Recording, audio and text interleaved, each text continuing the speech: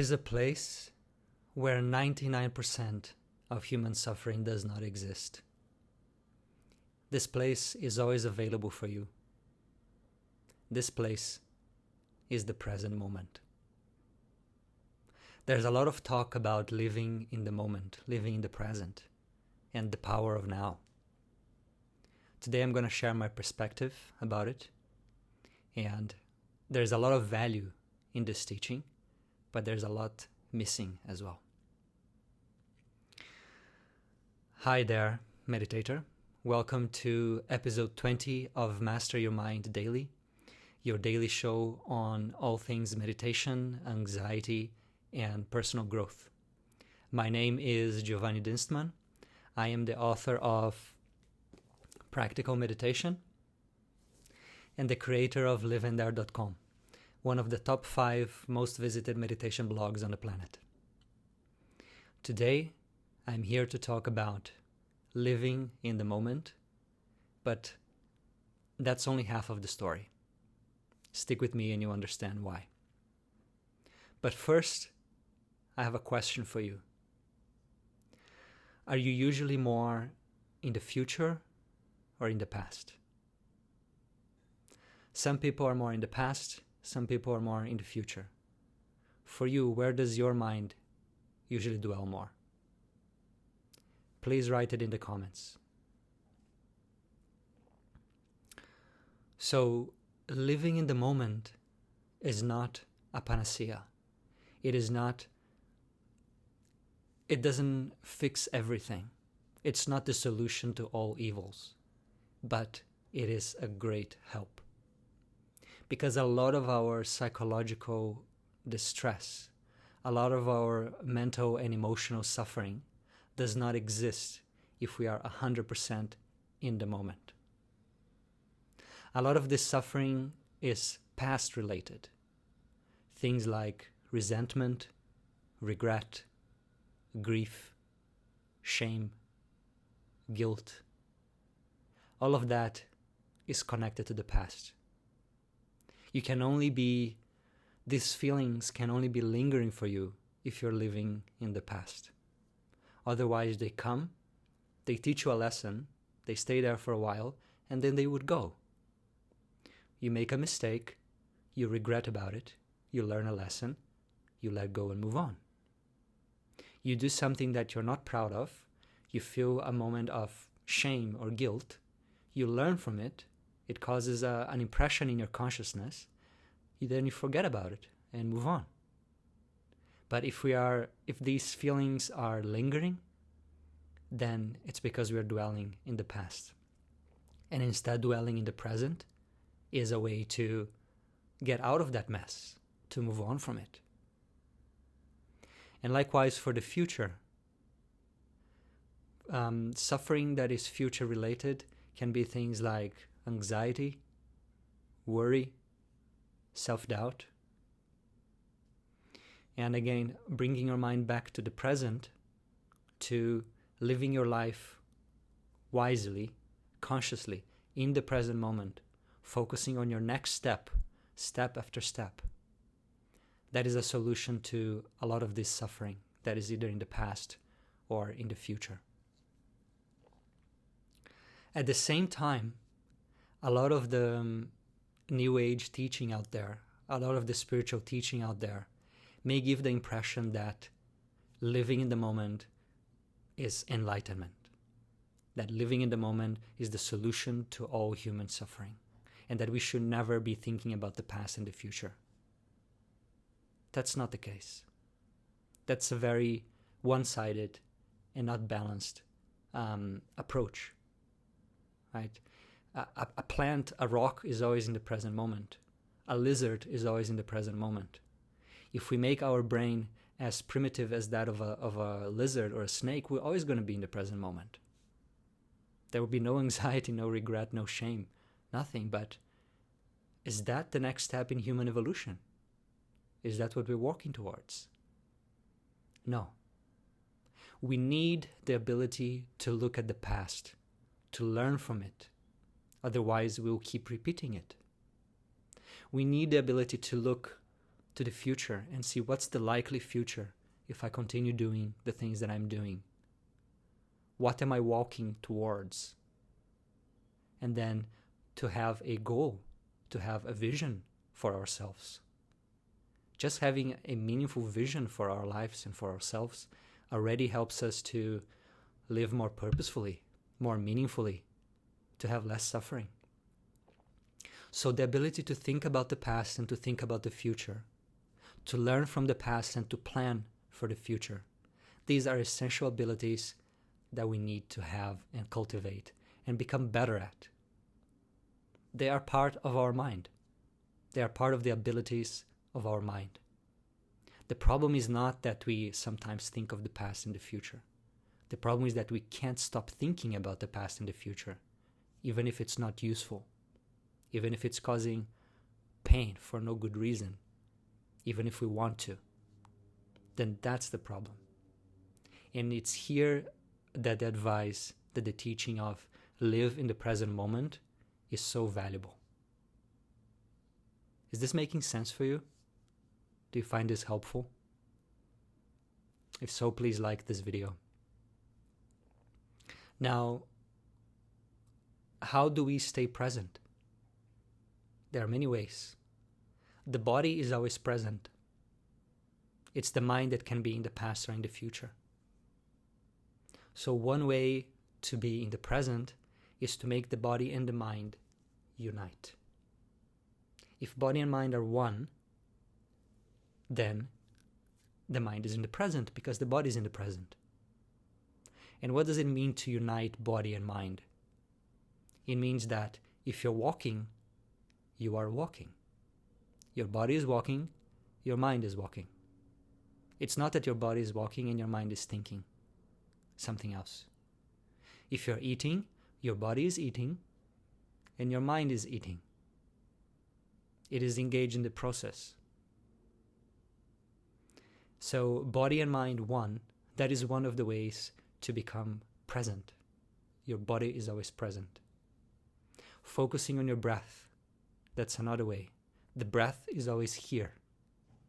It's not the past breath or the future breath. It is this breath that you have the chance to pay attention to and to use this as a door to the present moment. The moment where 99% of human suffering does not exist. And the 1% of suffering that does exist in the present moment needs to be dealt with in the present moment. If there's an action you need to take to fix something in your life, to set boundaries in a relationship, to stop going to certain places, to change your habits, then you can do that and you should do that in the present moment. Not thinking about the times you failed in the past, not worrying about the failures in the future and the things that the future hold, because it's uncertain. And there's no solution to that uncertainty of the future. The only solution to the uncertainty of the future is to live in the present and to accept in your heart that the future is uncertain. To have that confidence in yourself that no matter what, I'll be able to accept it and make something good out of it. That even if the most horrible things happen in my life, I will be able to make something good out of it. If you have that confidence, or if you have that faith that whatever happens in my life happens for my greater good, then there's no place for anxiety for you anymore. Because you know that whatever comes, even if it's painful for a while, even if it's uncomfortable, even if it's not what you expected, whatever comes for your greater good. No one can prove you that. It cannot be scientifically proven, and it cannot be disproven. It's something that you can choose to adopt as a way of living, or not. And both of these choices have consequences. If you adopt this as a way of living, as a way of seeing things, then there is no anxiety. There is no fear. There is gratitude. There is meaning. There's a sense of connecting the dots and moving forward. And also, if you believe that whatever happens is going to be for a greater good, then suddenly all the future kind of disappears because it's uncertain, but you're not afraid of it. And then you can remain present. And if you believe the same thing about your past, that whatever happened in your past must have been for your greater good, that it was a needed lesson in your life, that it was a needed phase in your life, and that now you have the opportunity to rebuild yourself, to decide who you want to be. If you have that attitude towards the past, then you can forget about the past and be in the present. So as you can see, one way to live in the present moment is mindfulness, to pay attention to your body, to the activities that you're doing, to the senses. That's one way. And the other way is changing your mindset. Changing your mindset, as I described, will allow you to not worry about the past and future. And all of that energy will be freed up for you to live life here and now. Of these two ways, mind and body being one, and changing your mindset, which one do you feel is more useful for you right now? Please write it in the comments. And another thing that comes with our ability to stay present is that we are cultivating fearless presence to whatever shows up in our life. Fearless presence.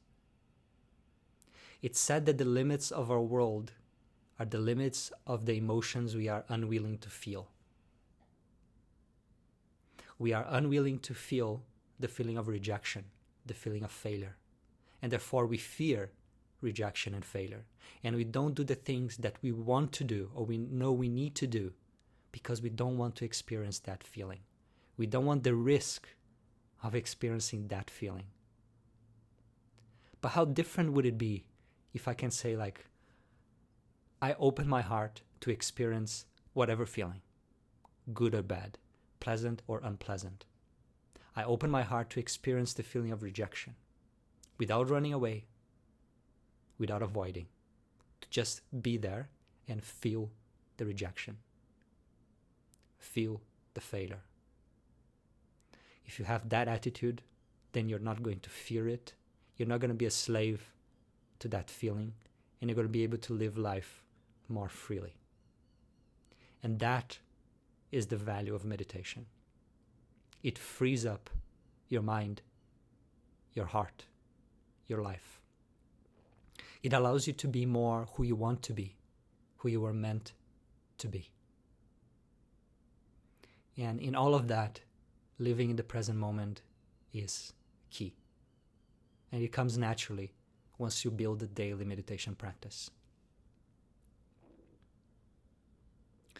So as I'm coming to close this live, if you have any questions, please write it in the comments now, or you can write later and I will answer it in the comments. So the summary of today is this. 99% of the human suffering, of psychological distress, exists only when we're living in the past or we're living in the future. When we're living in the past, we experience things like resentment, regret, shame, guilt, grief.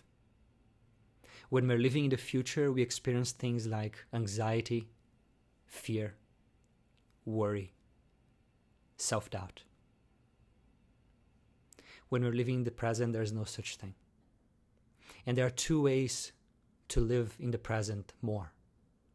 One way is body and mind one. The body is always in the present. If your mind is connected with your body, then your mind will be in the present as well. So when your body is walking, your mind is also walking, it's not thinking. And when your body is eating, your mind is also eating, it's not resuffering the past or worrying about the future. And when you're talking with someone, your mind is also talking with someone and hearing, and it's present. And another way to live in the present is to change your mindset. We think about the future because we worry about uncertainty. The main thing about the future is uncertainty. And if we can learn to accept uncertainty and to have the worldview, the mindset that whatever happens, I don't know what's going to happen, but I believe that whatever happens is going to be for my greater good, then you can let go of the future and be in the present. And if you think that whatever happened in the past, I needed to go through it to be who I am now and to learn a certain lesson, and I couldn't escape it, but now I have learned my lesson and I can be different right now, then you can let go of your past and be present. These are the two ways.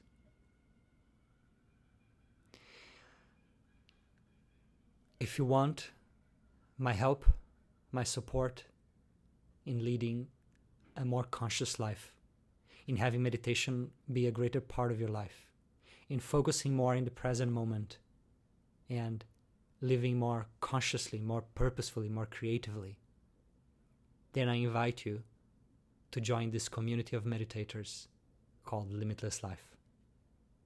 It will give you access to a lot of tools, courses, and guided meditations, and I believe that this can help you. And if this video was inspiring for you, if it was informative, please consider sharing it with a friend, family member, colleague, anyone who needs to be more in the present moment. And I'm sure they'll be grateful for you thinking of them. Thank you for watching. Happy growing.